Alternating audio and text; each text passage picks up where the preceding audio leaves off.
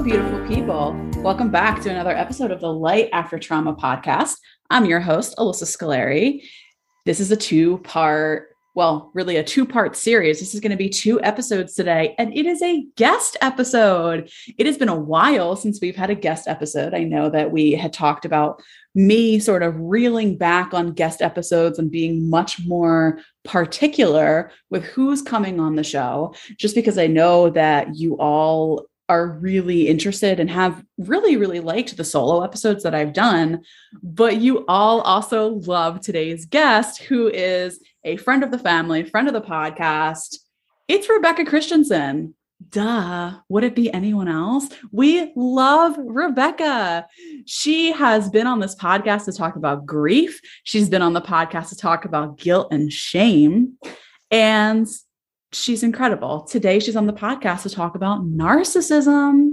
And I know this one's going to be a really big hit for you all because narcissism is honestly a very hot term right now. It is a really hot topic. It is all over TikTok, all over social media. But before we dive right into narcissism, I just want to take a minute to let you know who Rebecca is. If you are a new listener, Rebecca really started out as a mentor for me and became, honestly, one of my closest friends. She's absolutely a soulmate of mine. We were absolutely meant to know each other in this life and every other life after that. And she really is the reason why I am the therapist that I am today. So Rebecca is the founder of a group practice called Rebellious Wellness Counseling in the state of New Jersey in the United States. And I will, of course, link her group practice. She works with a bunch of wonderful people. She does amazing work. She is especially, you do a lot of grief, right? Like that's like you special. When I think of you, I think like you do grief, but you also do couples, right? Yes. Mm-hmm. Yeah. Yes. Rebecca does like 2 of the hardest things that I think any therapist can do. So I will absolutely link her group practice in the show notes for today. So let's just hand it over to Rebecca. Welcome. Thank you. Thanks for having me. You always say like the nicest things. You are the therapist that you are because you are extremely talented and work really hard. But thank you for giving me credit for that. Oh, shucks. Thank you. Yeah. So I am always honored to be on the podcast. Obviously I love talking to you. I love tackling some of these topics that I think are complex topics that everybody has to handle, but don't always understand exactly how to handle it or how it affects their lives. So I'm happy to be on it. Yeah, exactly. Mm-hmm. And we make a really good team, which is why I feel like tackling narcissism today is like, you and I are really, really well suited to do this together because it's a really heavy topic, right? Yep. Mm-hmm. And it's something that I think gets talked about a lot, but also often very misused and overused. And so I think here's an interesting fact for you all, right? So the word narcissism in itself is actually derived from the Greek mythological figure Narcissus. And basically the story of Narcissus is that he fell in love with his own reflection. And what narcissism is at its core is really just self-absorption, but like pathological self-absorption. So that's like where the name comes from. And I think when it comes to narcissism, there's one way that therapists diagnose it, but then there's an entirely different way that I think you guys can understand it and recognize it in others. And that's kind of a little bit more important. So the way that therapists diagnose it is, obviously you all have heard of the DSM. I've talked about it on this podcast before. It's like the holy grail for mental health diagnoses. It's what therapists turn to in order to diagnose somebody. And there is a personality disorder in there called narcissistic personality disorder. And this is how therapists would really diagnose somebody. And really what it is it's this pattern of like grandiosity People who think that they just have this huge amount of self-importance. They often exaggerate their achievements and their talents. They are like preoccupied with fantasies of unlimited success, power, brilliance, or ideal love. They believe that they are super special and unique and that they are very high status and everyone else is below them.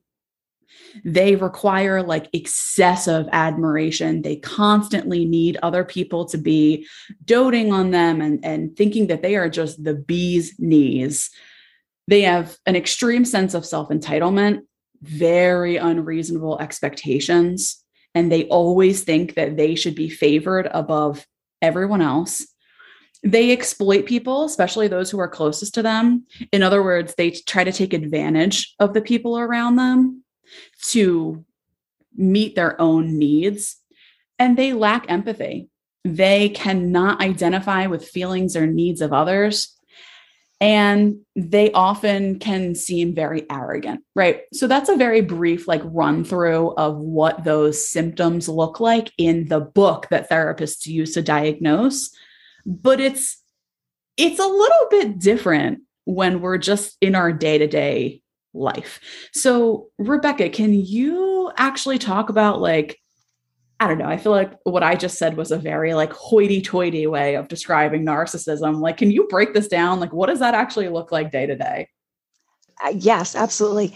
I think that one of the things that's important to remember about narcissists is that underneath it all, it's a very, very fragile ego. And that extremely, extremely fragile ego came from somewhere, right? Oftentimes it comes from childhood trauma. Oftentimes it comes from neglect or abuse, where a child doesn't get their needs met. So they have to manipulate to get their own needs met. And they build this wall or protection around that very fragile ego. And like no one can see the fragile ego at any cost. So they will always externally get their needs met instead of getting their needs met from within. That would be the only thing that was really healing for them, is to go in and process through the things that made that ego so fragile. But they, at a very young age, protect that fragile ego at all costs, at the cost to anyone else. Their needs will always come first. And that the hallmark of a narcissist. So I'm going to quote Shahida Rabi, who wrote Becoming the Narcissist Nightmare, because this is like my favorite quote about narcissists. It says, "The first thing you must know about a narcissist is that you will never truly know anything about the narcissist." Oh, yes. Yes. That's it. Case closed. End of episode. Oh, there you go. You'll never really know. And I really believe that's because they don't know. They've created such a false self that they don't even remember why they became a narcissist. Like as one of the questions I get all the time is like, can a narcissist like heal? Can they get better? And the answer to that's yes. Rarely do they do the work that's required to get better, but they can. But that would be going back to the childhood trauma, whatever happened that made them realize that they felt they needed to manipulate their environment to get their needs met, that they were not lovable enough to get their needs met just by being who they were. And that's so painful.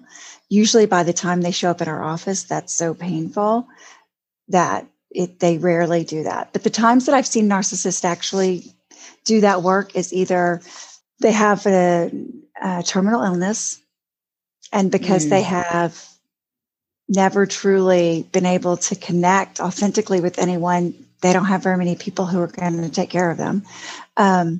Or they've had such a traumatic loss in their life that it's shocked them to their core, and they don't want to continue to live that way. So those are the times. But I think how it would show up, you said a lot of the things. I think that when you notice somebody has the inability to empathize with you or with other people at all, like, if you have a friend that's a narcissist and you tell them they have the inability to empathize, but they understand people, so they can fake empathy. Yes, they're typically very, very charming. Mm-hmm. But when it comes to empathy, it could look like, you confide in a friend about something or you tell a friend something, right? And it's that friend goes, oh, well, they deserved it. Like they deserved it. They had that coming, right? Or it could be this person responds in a way that's like, completely ignores what you're talking about and shifts the focus onto them. Oh, well, when I was that age, it was even harder for me. Mm-hmm. Yeah. Yep. Or they will fake empathy if they think that that's going to get them something. So they'll be like, oh, that was a hard day at work. And like this, whatever it is, because they think that they're going to get something out of that. So sometimes they'll fake empathy to get their own need met at the end of the day. And then if that doesn't happen, they get angry. So like the inability to authentically apologize, it's a hallmark of like, you've noticed that somebody cannot take accountability. They will skirt accountability for something that they have done that has hurt the other person or isn't right or whatever. They cannot authentically apologize. Like you said this before, but it will always be somebody else's fault. There will always be a reason why they cannot take accountability and authentically apologize. Also a hallmark of when you notice that with someone that you're around or involved with, that's definitely like a hallmark sign. And then if you confront them, they become extremely angry. In fact, there's a term called narcissistic rage. And that's if they perceive their ego as being challenged. Some people have narcissistic rage. And then you did a podcast earlier that I listened to about gaslighting. This is where gaslighting comes in. They're unable to take accountability, so they will gaslight at all costs. And like it becomes, because they're usually extremely bright and charming, it can become almost impossible to pick up on the gaslighting. Some people are so good at that your head is spinning and you don't even understand what just happened.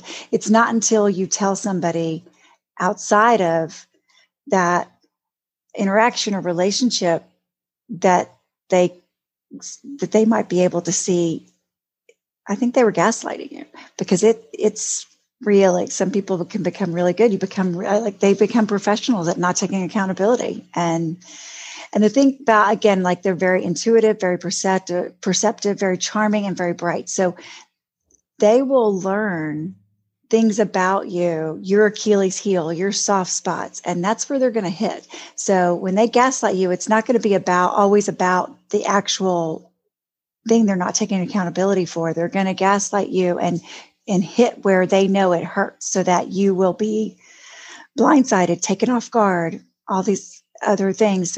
So ultimately they don't have to take accountability. I think those, and then you mentioned self-absorbed, always bringing the conversation back to themselves. I feel like if you're in a relationship or a friendship or a work relationship with somebody who has more than one of those characteristics, like they are probably a narcissist. Red flags, red flags, red flags, red flags. Yeah.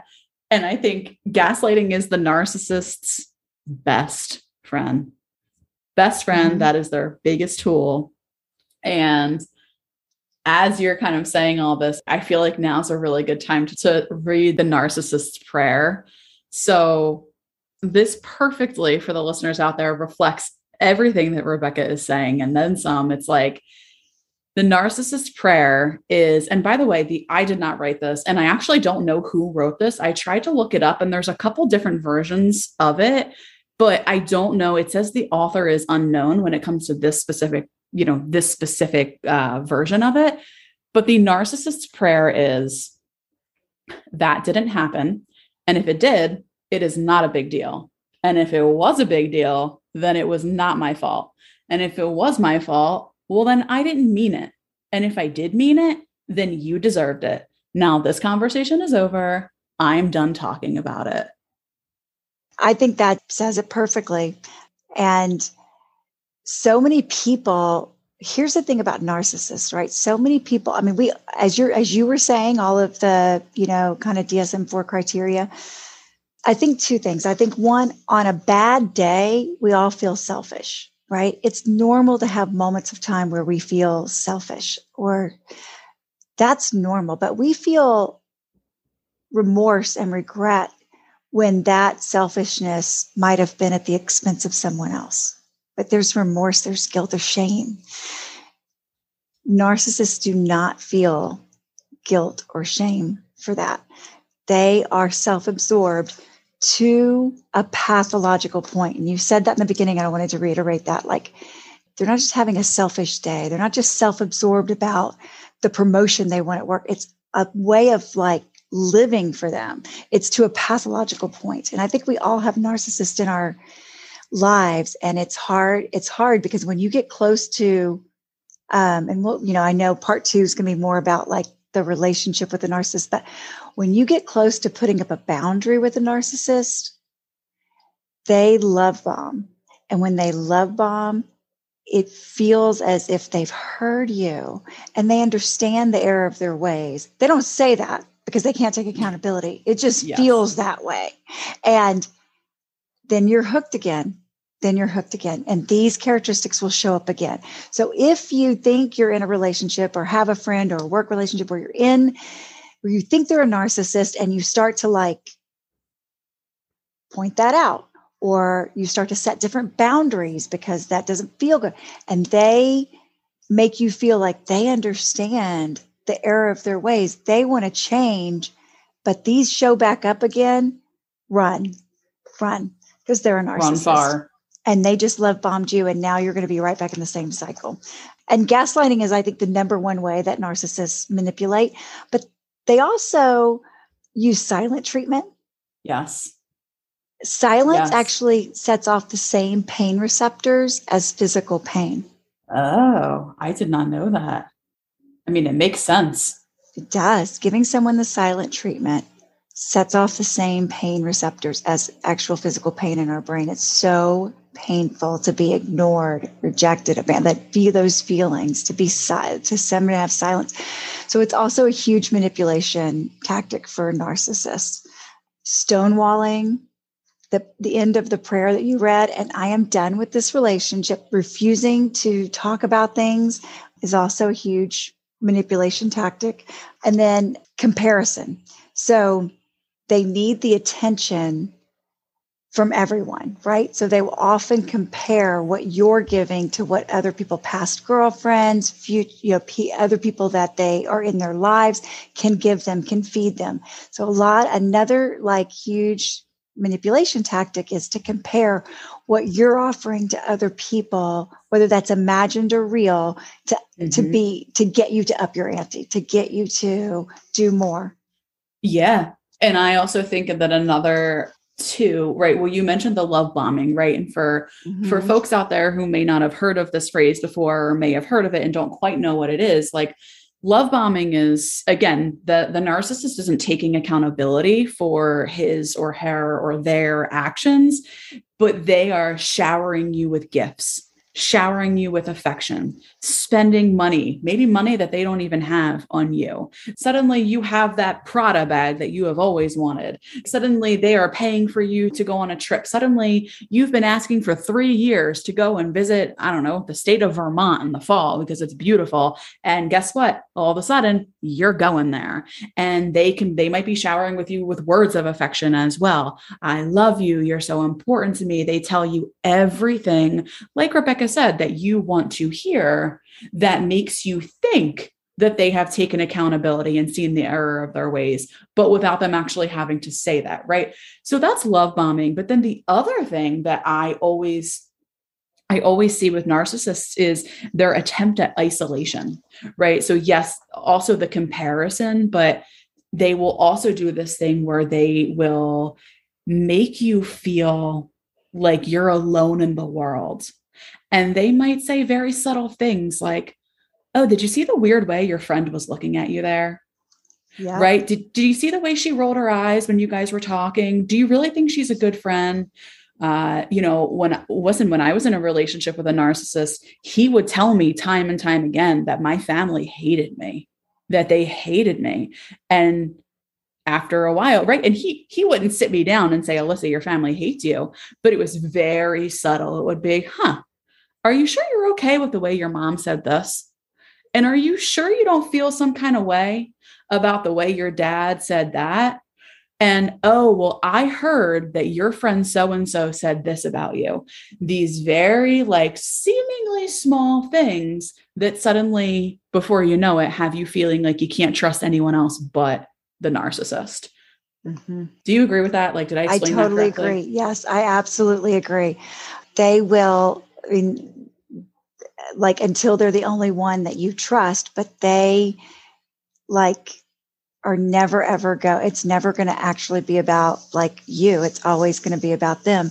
And the reason they do that is so that they don't have competition. So that when you don't have anyone to say, he said or she said like this to me, and for them to say, that's gaslighting. They're gaslighting you, or like, that's not okay. Like, they're breaking you down. You're not yourself. Like, isolate you from everyone that can give you perspective, so that they are your only perspective, because they'll isolate you from anyone who can challenge them, especially anyone who's smart enough to see what they're doing.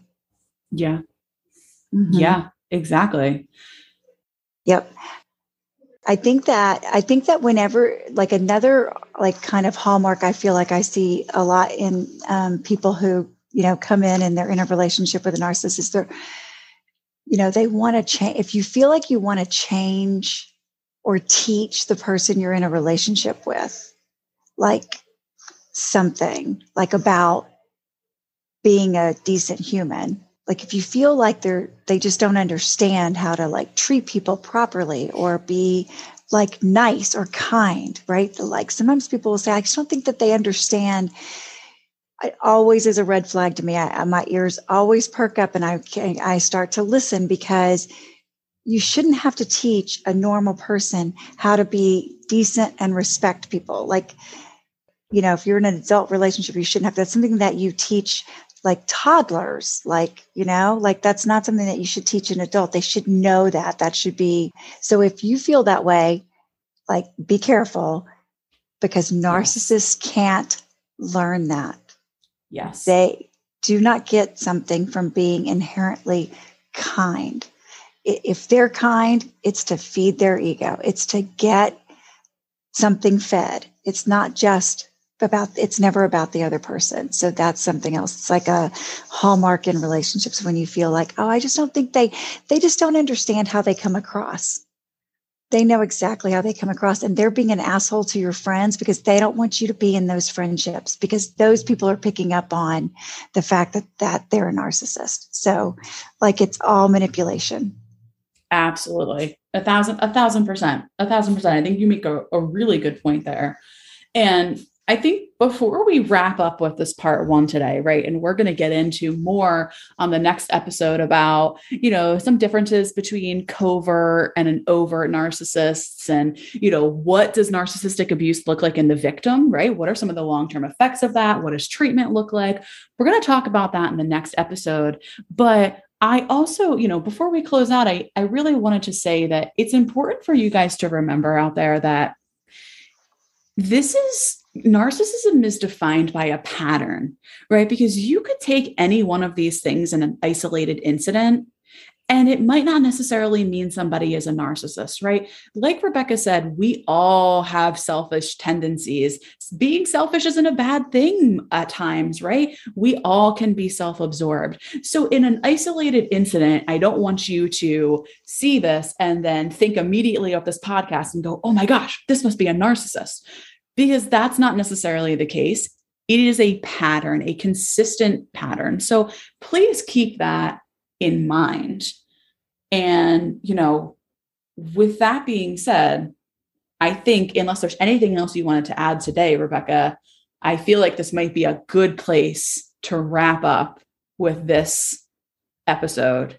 And then I think that's great. I think that in our next episode, I want to touch a little bit on, this is something you and I talked about, like the covert versus overt narcissist. I do think a lot of times, like there are like closet or narcissists, and sometimes that gets missed and people are in unhealthy relationships. So, but we can definitely like start with that, pick that up next time, and then start to talk about, there is some interesting characteristics that narcissists look for in people. I think sometimes victims of narcissists feel like there must be something wrong with them, but actually narcissists choose really intelligent victims, and they choose people who like have really good qualities and are usually very intelligent. So that'll also be a great topic to pick up with next time. Perfect. So at that, I think we are going to wrap up, and we will be back with the second part of this series next week.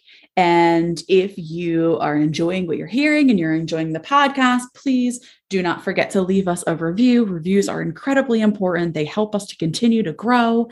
And that is the goal. We can get people to be aware that they have access to free mental health support and education through the podcast. And we do that by continuing to grow. And if you are a patron on Patreon, don't forget that you can also message me directly through Patreon, and you can make episode requests. If there's a specific topic that you would like to hear, please feel free to do that. And if you are not a Patreon member yet, please feel free, if you are able to do so, to sign up to become a member. And anything that you are able to give towards the podcast would go a really long way in terms of helping the podcast to, pay for itself and helping us to pay for all the different types of things that we do to be able to make this podcast what it is. So thank you all so much. I am holding you in the light, and I will see you next week. Thanks for listening, everyone. For more information, please head over to lightaftertrauma.com, or you can also follow us on social media. On Instagram, we are at lightaftertrauma, and on Twitter, it is at lightafterpod. Lastly, please head over to patreon.com/lightaftertrauma to support our show. We are asking for $5 a month, which is the equivalent to a cup of coffee at Starbucks. So please head on over again. That's patreon.com/lightaftertrauma. Thank you, and we appreciate your support.